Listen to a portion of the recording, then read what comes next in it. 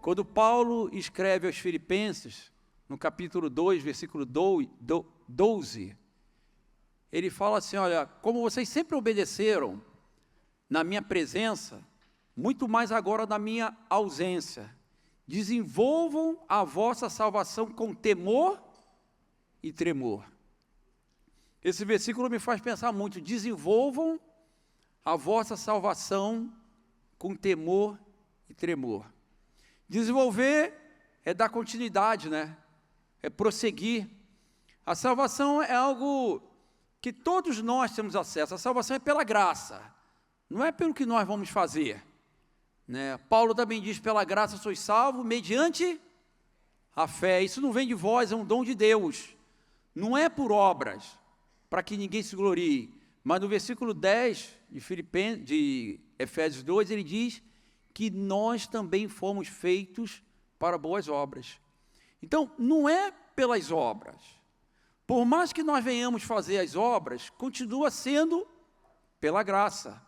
É o favor imerecido, é algo que nós não merecíamos. Mas Jesus vem, com a sua grande obra redentora, nos dá acesso à graça. Mas Paulo também fala que tem um desenvolvimento.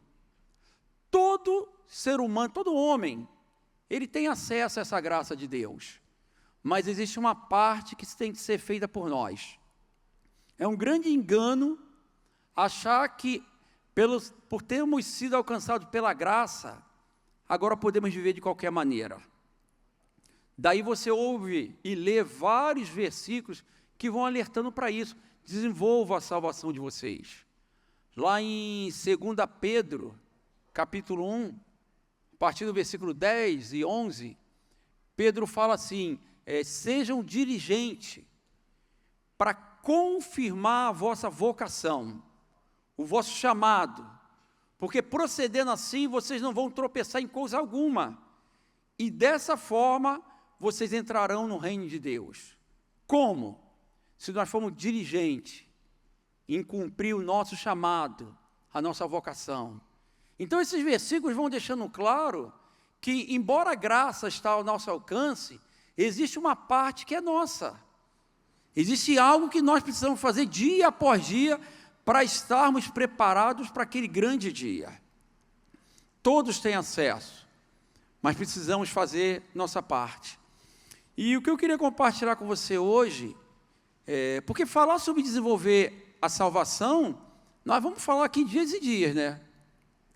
Mas tem dois versículos que eles têm, assim, enchido muito o meu coração e me gerado muito temor.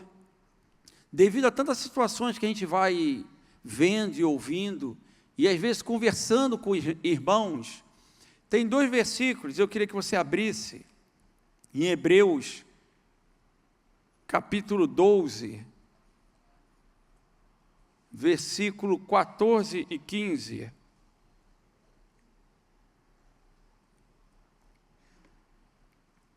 O autor aos Hebreus, ele faz um alerta. E eu penso que está totalmente ligado a esse desenvolver a salvação. Diz assim, segui a paz com todos e a santificação, sem a qual ninguém verá o Senhor, atentando diligentemente, porque ninguém seja faltoso, separando-se da graça de Deus, nem que haja alguma o quê? Raiz de amargura, que brotando vos perturbe, e por meio dela muitos sejam o quê? Contaminados. Bom, ele começa falando assim, seguir a paz com todos, e a santificação, sem a qual ninguém verá a Deus. Eu acho que muitos de nós, né, os discípulos de Jesus, quando fala de santificação, nós já fomos santificados. Quando nós reconhecemos e recebemos Jesus, nós fomos santificados e justificados. O Senhor nos santificou, Ele nos separou para Ele.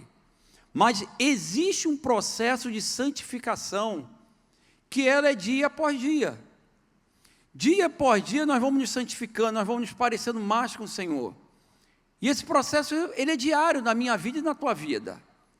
São aquelas coisas que nós vamos mudando, são aquelas coisas que nós vamos sendo transformados, são aquelas coisas que nós olhamos para a Escritura e vemos o quanto nós não nos parecemos ainda com o Senhor. E esse processo, eu penso que ele é diário, contínuo, até a volta de Jesus. Nós estamos sendo transformados. Só que quando nós falamos de santificação, é possível que alguns não associem isso a ter paz com todos. Parece que santificação envolve aqueles pecados que nós achamos mais grosseiros, como, de repente, adultério, roubo, assassinato. Mas não, a santificação envolve tudo aquilo que o Senhor quer nos levar a se parecer com Jesus. Cada área, seja na área financeira, seja no teu relacionamento com tua esposa, com teus filhos, seja no teu trabalho, a tua postura no trabalho, a tua postura no trânsito, a tua postura no dia a dia, isso envolve o nosso processo de santificação. E esse texto, eu penso que ele está tratando especificamente de paz com todos. O nosso processo de santificação, ele pode ser interrompido quando nós não temos paz com as pessoas, quando nós não buscamos ter paz com as pessoas. O nosso relacionamento com as pessoas é tão importante, que quando perguntaram a Jesus sobre qual era o maior mandamento, Jesus resume tudo, todos os 10 mandamentos, toda a lei, porque ele falou isso, toda a lei, no final ele fala isso, toda a lei se resume naqueles 2 mandamentos. Amar ao Senhor acima de todas as coisas, de todo o teu coração, todo o teu entendimento, toda a tua força, e semelhante a esse, qual é o segundo mandamento? Qual? Amar ao próximo. Ele resume tudo, por quê? Porque se você pegar os primeiros mandamentos, eles estão relacionados à nossa relação com Deus. E os outros mandamentos, na nossa relação, o quê? Uns com os outros. Por isso Jesus resume tudo em 2 mandamentos. E ele dá importância não só à nossa relação com ele, mas também à nossa relação com o próximo. A nossa relação, ou a nossa falta de relação, ou a nossa falta de paz com o próximo, pode interromper a nossa relação com ele. Por isso eu creio que o autor aos Hebreus, ele está tocando assim, seguir a paz com todos e a santificação. Sem isso, ele está falando assim, vocês não vão ver Deus. Sem paz com todos e santificação. Quando Jesus fala sobre oferta, lá em Mateus 5, a partir do versículo 23, ele falou, se você for entregar a tua oferta, e souber que alguém tem problema com você, tem alguma coisa contra, deixa a tua oferta ali, vai se reconciliar com essa pessoa, e depois volta para entregar a tua oferta. Não é que nós não devemos entregar a oferta, mas o que Jesus está falando, que entregar a oferta sem se reconciliar com o irmão é inútil. Porque a nossa oferta, a melhor oferta, é a nossa relação com ele, a nossa relação com o próximo. Então, se eu for entregar alguma oferta aqui na frente, se tiver falta de paz, se eu tiver problemas com meu irmão, minha irmã, e não forem resolvidos, isso interrompe a minha relação com Deus. Você entende isso? Eu não sei como é que está teu coração nessa manhã, mas quando os irmãos me incumbiram da palavra, foi essa palavra que me veio, relacionamentos. Pessoas que conseguem, às vezes pensam, que podem se relacionar com Deus, tendo o seu relacionamento com algum irmão ou alguns irmãos interrompido. Pessoas que acham que podem perdoar, não, eu já perdoei, mas eu não quero conversa. Porque tem gente que pensa que isso é perdão. Não, eu perdoei, mas ele lá e eu cá. Será que isso de fato é perdão? Será que o perdão genuíno não leva à restauração das relações? Será que o perdão que Deus nos tem por nós e para conosco, ele não restaurou completamente nossa relação com ele? Será que não deveria ser assim também com os nossos irmãos? Eu, quando era novo convertido, eu li um texto que me deixou muito encucado. Eu falei, Senhor, como é que Está lá em 1 Samuel 16. Eu confesso a vocês, quando eu li esse texto a primeira vez, eu não entendi. 1 Samuel 16, versículo 14.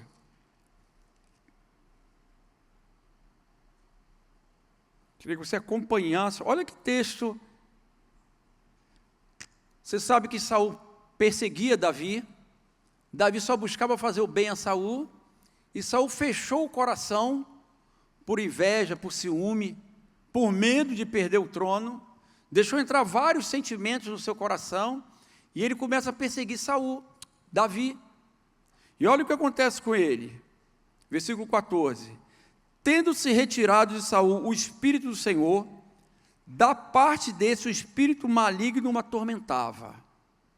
Olha só, o Espírito de Deus se retirou de Saul, e da parte de Deus o espírito maligno atormentava Saul. Versículo 15. Então os servos de Saul lhe disseram: eis que agora um espírito maligno enviado de Deus te atormenta. Você já tinha lido esse texto? Quantos aqui já tinham prestado atenção nesse texto? Quantos aqui não tinham prestado atenção nesse texto? Gente, ou um ou outro. Vamos lá, quantos já tinham prestado atenção nesse texto? De verdade, isso. Baixa aí. Quantos nunca tinham prestado atenção nesse texto? Ainda tem gente. Quando eu li esse texto a primeira vez, amados, eu dei um nó na minha cabeça. Eu não sei você, mas eu fiquei pensando assim, o Espírito de Deus se retirar, a gente entende, não entende? Saul estava cheio de pecado, cheio de trevas. Agora, um espírito maligno enviado por Deus atormentava Saul. Eu falei, meu Deus, como é que pode? Como é que pode Deus? Porque o que está escrito aqui é que Deus é que enviou. Bom, quando é que eu entendi esse texto, amados? Quando eu comecei a entender, lá em Mateus 18, quando Jesus conta uma parábola, eles perguntaram a Jesus: Senhor, quantas vezes nós temos que perdoar? 7 vezes? Jesus falou assim: 7 é fácil. Claro, ele não falou isso, né? 70 vezes 7. Aí o negócio ficou estreito. Aí Jesus começa a contar uma parábola. Uma parábola que vocês conhecem bem. Ele fala de um rei, a partir do versículo 22 ali, ele fala de um rei e de um homem que se apresentou que tinha uma dívida impagável. O rei na parábola é quem? Vai, me ajuda aí, o rei na parábola é quem? O Senhor, representa Deus. Aquele homem que tinha uma dívida impagável, representa quem? Nós. Uma dívida impagável, porque Deus é santo. O nosso pecado é um negócio gigantesco diante de Deus, porque Ele é santo. Aí o rei, ele perdoa aquele homem que clamou a ele: Senhor, me perdoe. Agora aquele homem sai dali, e ele encontra um outro homem que tem uma dívida menor. Uma dívida pequena, 100 denários, que correspondia a 100 dias de trabalho.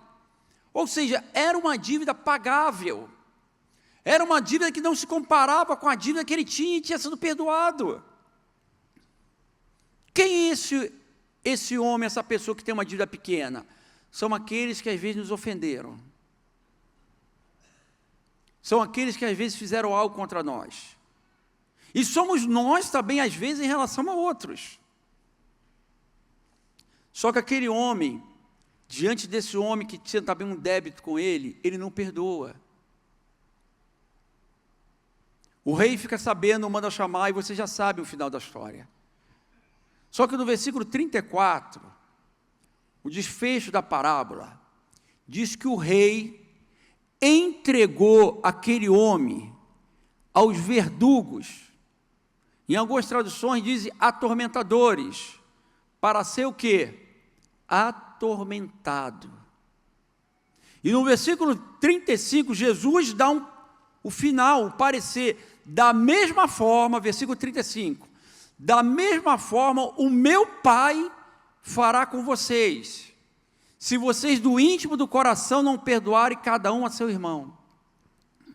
Sabe aquele demônio que atormentava Saul? É o mesmo de Mateus 18. Quando alguém escolhe não perdoar. Nós olhamos para o texto de Saul e ficamos perplexos assim, poxa, como é que pode Deus liberar um demônio, enviar, não só liberar, enviar um demônio para atormentar Saul?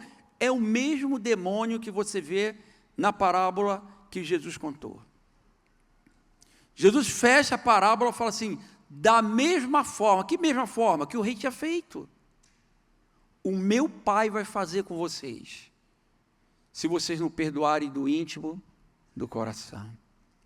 Do íntimo do coração. Sabe, tem pessoas que ficam presas. Jesus, quando ensina uma oração, chamada oração do Pai Nosso, lá em Mateus 6, versículo 13 e 14 especificamente, ele fala só, se nós perdoarmos os nossos devedores, nós seremos perdoados. Você vê que é uma condição. Deus só nos perdoa se nós perdoarmos as pessoas que nos ofenderam. Você acha que tem como ter salvação? Será que isso não tem um impacto na nossa salvação? A prática do perdão? Porque o texto de Mateus 6, a chamada oração do Pai Nosso, ela é clara. Se nós perdoarmos, o Pai nos perdoa. Se não perdoarmos, o Pai também não nos perdoa. Será que nós não paramos para pensar que a falta de perdão pode comprometer completamente a nossa salvação? Será que nós achamos ou pensamos que podemos? Tem gente que quando você fala de perdão, fala assim, eu estou orando para Deus. Não precisa orar. Deus já mandou. Alguns até acham, não se escandalizam que eu vou falar, mas eu tenho livre-arbítrio. Sabe, amado, não se escandalizam. Eu creio que o livre-arbítrio, até o momento que eu recebi Jesus como o Senhor da minha vida. A partir desse momento, eu abro mão do livre-arbítrio, para que Ele governe a minha vida. Eu continuo tendo, mas eu abro mão dEle, para que Ele governe, para que Ele direcione. E o perdão ou a falta de perdão, amados, eu penso que talvez seja o maior problema de doença no meio do povo hoje. Inclusive, principalmente no meio da igreja. Aí você encontra uma pessoa com síndrome de pânico. Começa a conversar com ela sobre perdão. Você vai ver que muitas delas, eu diria até que talvez a maioria delas, tem problema com falta de perdão. Você vai ver pessoas com depressão, e você vai ver que muitas delas têm problema de falta de perdão. Porque existe um demônio, segundo as Escrituras, que atua quando a pessoa não perdoa. E quem liberou esse demônio? Quem foi? Quem foi? Não adianta eu orar, não adianta você orar. Não adianta o presbitério impor as mãos, porque foi Deus. Só vai sair desse cativeiro quando liberar perdão. E aí orar. Repreender esse demônio. Existem pessoas cativas. Existem prisões que a gente sabe onde é a porta. Que tem até fechadura, que pode meter a chave, abrir e sair. Mas existem cativeiros invisíveis que prendem pessoas. E um dos cativeiros que prende pessoas é a falta do perdão. E a pessoa fica sem saber como sair daquele ciclo. E o próprio autor aos Hebreus, lá no versículo 14 e 15, ele vai falando sobre isso. Volta para lá, por favor. Ele segue falando sobre esse cativeiro.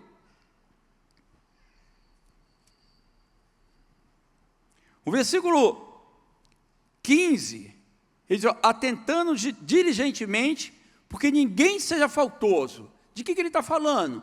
Ele continua falando o mesmo assunto. A falta de paz com as pessoas. O assunto é esse. Olha, que ninguém seja encontrado faltoso, para não se separar o quê? O que está aí? Da graça de Deus. Olha que coisa, amados. A graça, todos nós, todo ser humano tem acesso à graça, pelo que ele fez, pela obra que ele fez naquele tempo. Mas o texto diz que se nós formos encontrados faltosos, nós podemos nos separar. Para pensar, pela graça, Efésios 2:8, sois salvo, mediante a fé. Olha, se nós nos separarmos da graça de Deus, o que você acha que vai acontecer com a salvação? Você vê como esse tema, paz, perdão, reconciliação com os irmãos, tem tudo a ver com salvação. Não tem como nós vivermos, tentarmos ter uma relação com Deus, se a nossa relação com os nossos irmãos e irmãs está interrompida. Sabe, é possível, eu creio, que tem pessoas aqui feridas. Pessoas que em algum momento foram feridas, sim. Assim como já feriram. Assim como eu já fui ferido e já feri também. Mas o perdão é incondicional. Porque Jesus nos deixou modelo para seguirmos, para segui-lo. Aí o autor aos Hebreus fala assim, ó, cuidado para não ser encontrado faltoso, para não se separarem da graça de Deus. Olha 2 Coríntios 6:1.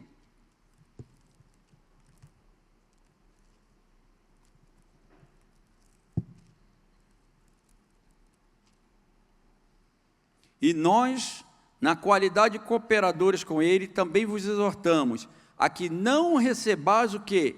Em vão a graça de Deus.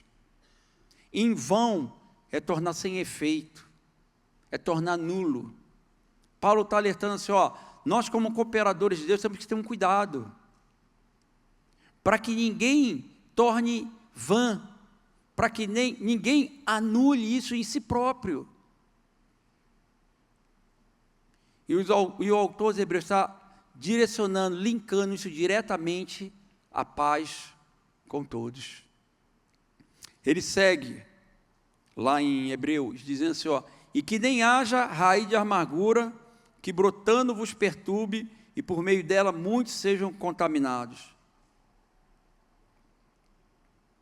A raiz, amados, é o que pode crescer ou morrer. A raiz de amargura no nosso coração, ela pode crescer, ou pode morrer, pode sair do nosso coração. Ele fala algo interessante, ele fala assim, ó, se ela crescer, ela vai perturbar você e vai contaminar muitos. Você já viu uma pessoa que está amargurada? E aí pode ser por várias coisas.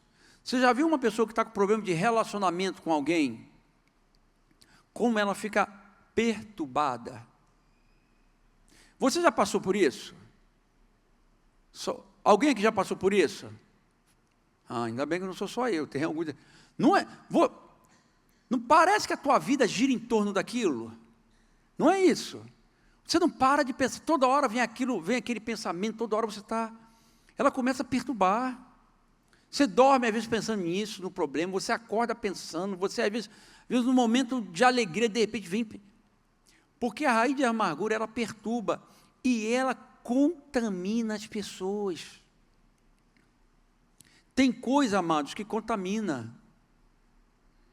A murmuração. Você para numa fila, aí começa a murmurar. Daqui a pouco começa outro... Você vê, tem um monte de gente reclamando. Você olha num dia, o dia a pessoa está reclamando dos 42 graus. No outro dia ela está reclamando da chuva. Não é? Não sei se alguém reclamou da chuva hoje. A chuva é uma bênção de Deus. Traz algumas dificuldades, sim. Mas tem gente que reclama com tudo. E tem o poder de contaminar. A pessoa, quando ela está com o coração fechado para alguém, amados, escute o nome de Jesus, ela vive nesse ciclo vicioso. Ela sempre dá um jeitinho de falar isso. Será que de fato ela perdoou do íntimo do coração? Sabe, perdão não é esquecer, a gente é ser humano. Eu vi alguém, eu não lembro quem, não lembro se foi aqui, mas tem muitos anos eu ouvi alguém falar um negócio muito simples. Perdão é cancelamento de dívida. Não lembro quem falou isso, mas eu nunca esqueci isso. Se eu cancelei, aquilo não fica mais, eu não fico mais remoendo aquilo. Tem gente presa, paralisada nessa cadeia invisível. O tempo passa, a pessoa continua na mesma coisa. E aí você olha para a vida da pessoa está paralisada. Porque é o próprio Deus resistindo. Perturba e contamina. Só que ele diz, o que a raiz precisa, meus amados? O que uma raiz precisa para... Imagina uma raiz. O que ela precisa no primeiro momento para sobreviver, para desenvolver? O que uma raiz? Imagina, você pegou uma raiz. Você pegou lá o caroço de feijão, que todo mundo fez essa experiência na época do colégio, né? Todo mundo fez isso? O pessoal novo ainda faz isso hoje ou só na minha época? Ainda faz? Na nossa época todo mundo fazia, é sério. O que a raiz precisa? Escuta aqui, o que a raiz precisa para ela desenvolver? Antes da água, o que ela precisa? Terra. Para a raiz desenvolver, a primeira coisa que ela precisa, amados, é a ausência de luz. Escute o nome de Jesus. A raiz exposta ao sol, ela vai morrer. Ela desenvolve quando ela é enterrada. Porque no primeiro momento, o que vai matar aquela raiz é a luz, é o calor. Por isso que ela é enterrada. O Sérgio falou terra, sim, mas a terra é treva. Quando tira ela da luz, essa raiz começa a crescer. Depois vem as outras coisas, vem água.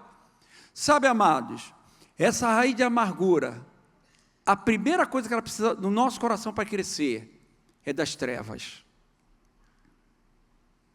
A primeira coisa para essa raiz crescer é trevas. Por isso que 1 João 1,7 diz, se andarmos, é condicional, andarmos na luz, como Ele na luz está, temos comunhão, e o sangue de Jesus nos purifica de todo, é condicional. Se andarmos na luz, temos comunhão, e se não andarmos na luz, o que acontece? Não temos.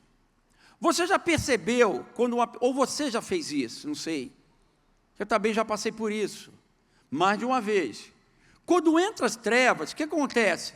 A pessoa começa a se afastar. Às vezes, quando as trevas entram, amados, a pessoa naturalmente vai se afastar, porque é bíblico. Se andarmos na luz, temos comunhão. Logo, o contrário também é verdadeiro. Se não andarmos, não temos comunhão. Sabe, amado, para essa raiz não crescer, a primeira coisa que nós precisamos é trazer luz sobre ela. Esconder essa raiz vai ser um problema. Enterrar essa raiz, sabe o que acontece? Ele diz, não deixando brotar, crescer.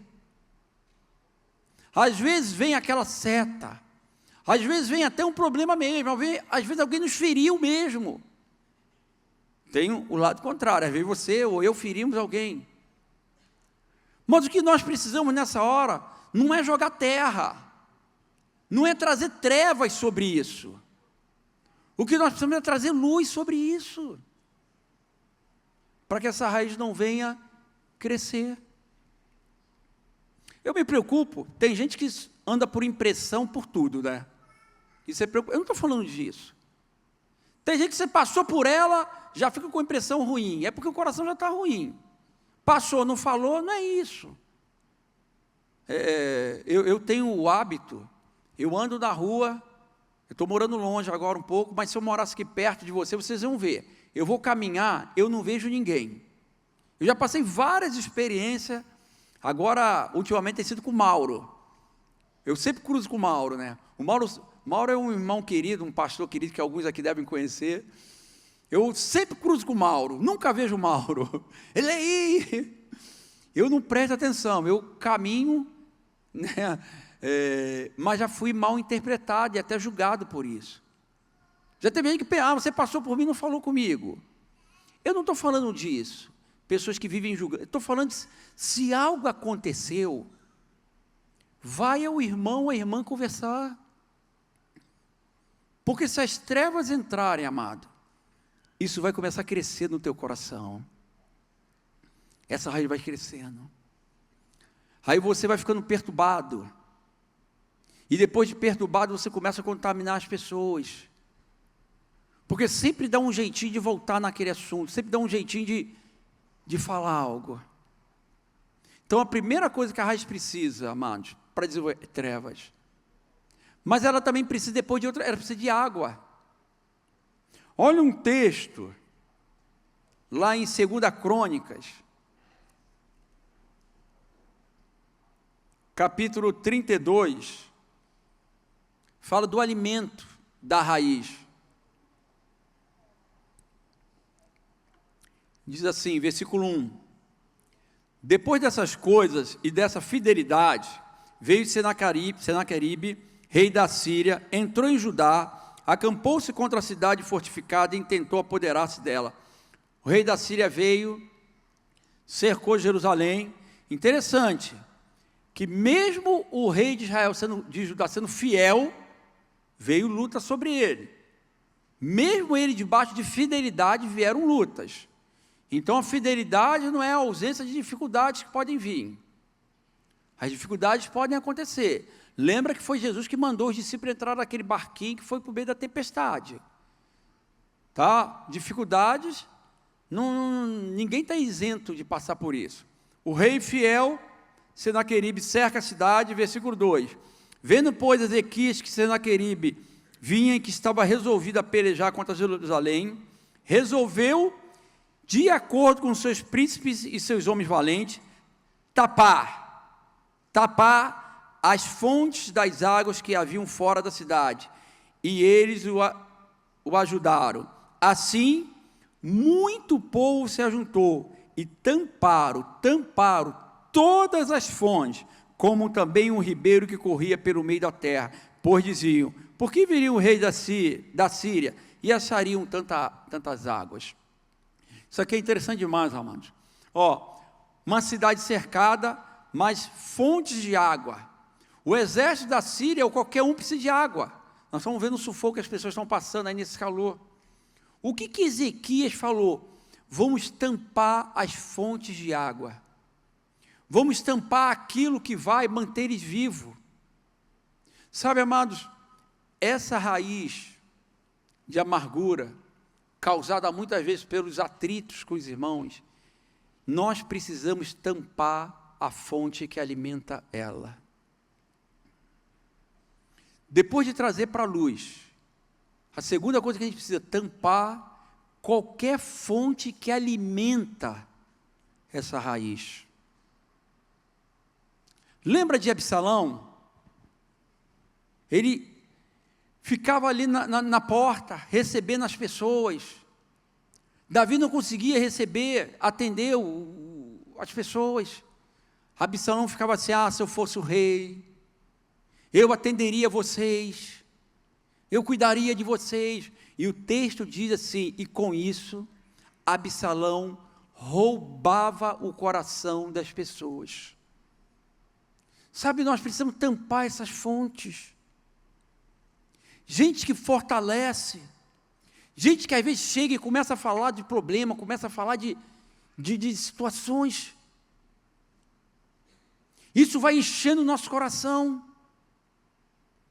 Sabe, eu lembro de uma situação de muitos e muitos anos atrás, de uma irmã que chegou para mim e começou a falar de uma situação que era real, e o meu coração começou a se inflamar ali. Eu cheguei um momento e falei assim: para, porque eu estou ficando já com raiva dessa pessoa.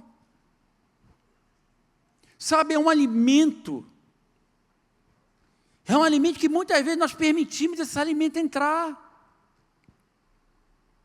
Nós precisamos tampar qualquer fonte dessa. Primeiro trazer para a luz aquilo que está lá dentro, só você e Deus sabe. Mas também depois, tampar qualquer fonte que alimente esse sentimento pecaminoso, terrível, destrutivo. A falta de perdão, já disse alguém, que é como um veneno que a própria pessoa está tomando, que ela vai morrendo aos poucos, sem perceber, vai consumindo ela mesma. Raiz de amargura. O que nós precisamos, amados? Precisamos trazer luz, tampar essas fontes que alimentam essa raiz, e precisamos trazer Jesus para o meio dos nossos relacionamentos. Eu gosto muito quando aquele pacto de Jonatas e Davi, que coisa tremenda aquilo, amados. Sabe, eu olho para as Escrituras, tirando, claro, Jesus, tem dois pactos de aliança, de amizades, que me chamam muita atenção. É de Ruth e Noemi, e de Jonatas e Davi. Que coisa tremenda, quando Jonatas tira a capa, a espada, entrega a Davi. A capa falava de quem ele era. Quem usava capa, a capa era uma forma de identificar a pessoa. Isso aqui é um nobre, porque era caro. Davi, Jonas, quando tira a capa, ele fala assim: eu não sou melhor do que você. Quando ele entrega as armas, ele fala assim: eu não vou te ferir, e nem vou ter medo de ter armas para me proteger. Nas nossas relações nós precisamos disso, de considerar o outro superior a nós, de tirarmos as armas para não ferirmos, e nem para ficar se protegendo, porque não há segurança, não há garantia nenhuma que nós não vamos nos ferir. Eu fico imaginando Jesus olhando para os 12, e um mais sanguíneo: olha, eu estou pronto para morrer contigo. Eles podem até te negar, mas eu não. E Jesus olha para ele: você vai me negar, você vai me vender, vocês vão fugir, vem cá, meus amigos, deixa eu lavar os pés de vocês. Sabe, a gente às vezes perde tempo com tanta coisa boba. Não sei se vocês são como eu, que já fiz tantas vezes isso. Coisas que nos param, que nos estagnam. E vários exemplos do Senhor, sobre perdão, sobre como agir. Aí olhamos para Jonas e Davi, isso devia nos animar. Olhamos para Ruth, que quando olha para Noemi não tinha mais nada. Não tinha mais nada. Era uma pessoa mais velha, não tinha filhos para dar para ela. Pelo contrário, humanamente olhando, seria um peso. E existem relacionamentos que se baseiam naquilo que a pessoa pode receber. E quando a pessoa não tem mais nada para dar, ele é descartado. Mas não era assim com Ruth. Onde tu for, eu irei. Onde tu repousar, repousarei. Onde tu morrer, ali morrerei. O teu Deus será o meu Deus. Sabe o que aconteceu? Ela está na genealogia de Jesus, bisavó de Davi, porque ela foi fiel a um relacionamento. Deus muda a história dela. E às vezes nós descartamos relacionamentos porque tivemos problemas. Como é que está teu coração? Como é que estão as pessoas que já tiveram um dia de importância na tua vida? Quando os irmãos falaram comigo que eu ia ministrar a palavra, porque esse versículo de de Hebreus está na minha cabeça há muito tempo. Por quê, amados? Eu tenho visto muitas pessoas assim. E eu mesmo já andei assim. E hoje eu procuro tomar muito cuidado para não cair nessa armadilha de novo. Mas como eu tenho encontrado pessoas nos dias de hoje assim, sempre volta no assunto. Sempre volta. E você olha para a vida da pessoa, a pessoa está estagnada. O meu desejo é que o Espírito Santo possa falar conosco sobre isso. É que o Espírito Santo possa, que essa semente que já está no nosso coração, de amor, que nos leva a perdoar, que ela possa crescer em nós. E que nós possamos praticar esse perdão genuíno a cada dia que precisarmos. Que nós possamos ter paz com as pessoas. Paulo fala que não depender de nós, nós devemos ter paz com as pessoas. Você não pode obrigar as pessoas a ter paz com você, mas você pode ter paz com elas. Uma coisa não depende da outra. Quando Estevão estava, eu vou encerrar com isso, amados. Quando Estevão estava sendo apedrejado, diz lá em Atos 7, a partir do versículo 55, diz que ele estava cheio do Espírito Santo. E ele viu o céu se abrir, e o Filho de Deus à destra do Pai. E ele ali começa a clamar: Pai, não impute a eles esse pecado. Sabe, uma pessoa cheia do Espírito Santo, ela consegue perdoar.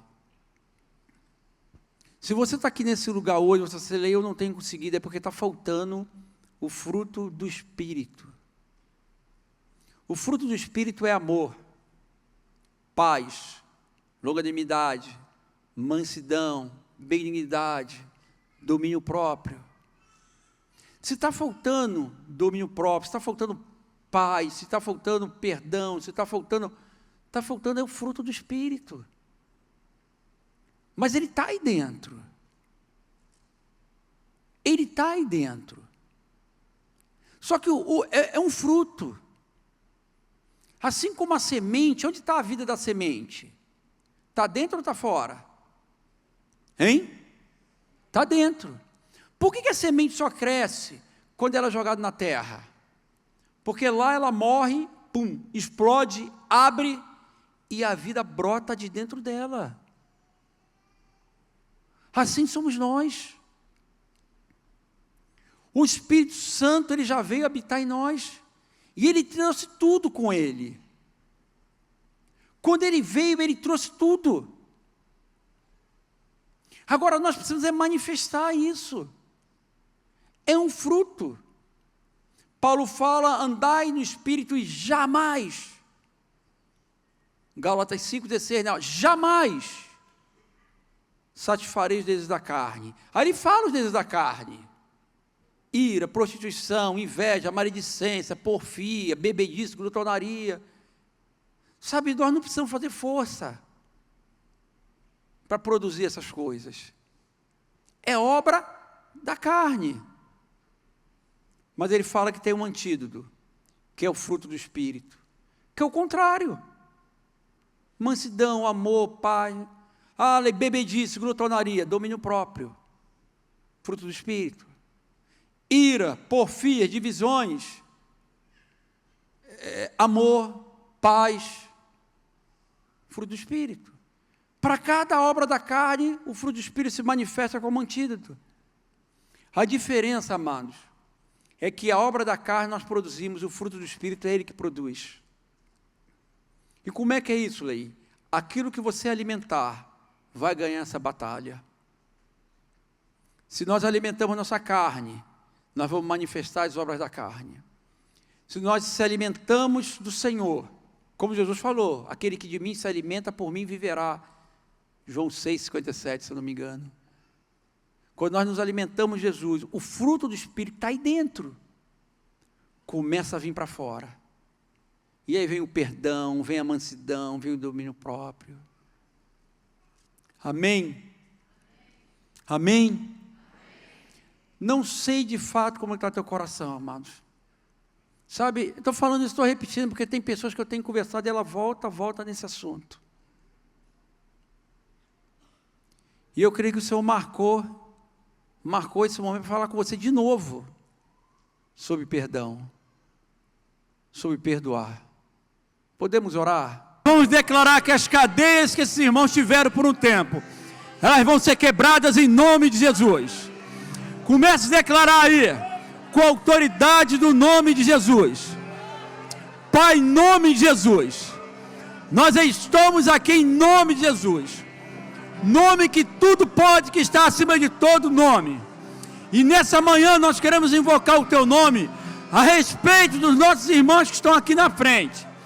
Nós queremos declarar que toda barreira, toda cadeia que eles possam ter entrado um dia, que nessa manhã ela é quebrada e desfeita em nome de Jesus e pelo poder do nome de Jesus. Pai, em nome de Jesus, que eles sejam livres, de toda a amargura, de todo sentimento que se alojou, todo sentimento ruim que se alojou no coração deles. Que nessa manhã eles sejam livres para perdoar, eles sejam perdoados também. Que o teu poder se manifeste de maneira, Pai, tremenda, poderosa, grandiosa, sobrenatural. E eles saiam desse local totalmente livres pelo poder do teu nome, Jesus. Em nome de Jesus, como tua igreja, nós declaramos isso sobre eles agora, Pai. Em nome de Jesus. Em nome de Jesus. Aleluia. Aleluia. Você pode aplaudir o Senhor. Você pode aplaudir o Senhor forte. Aleluia.